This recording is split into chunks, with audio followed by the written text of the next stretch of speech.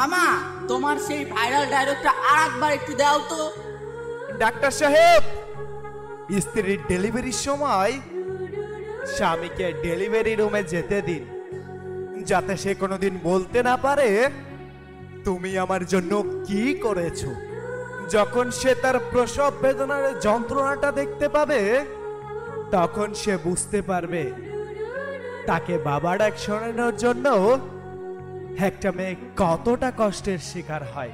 যে স্ত্রী মৃত্যুর সাথে লড়াই করে তোমাকে বাবা ডাক শোনানোর জন্য এতটা কষ্টের সম্মুখীন হয়, তাকে কষ্ট দেওয়ার অধিকার তোমার নাই।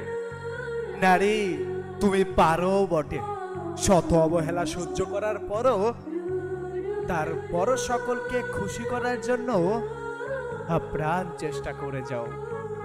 সবকিছু কত সহজেই ভুলে যেতে পারো তুমি।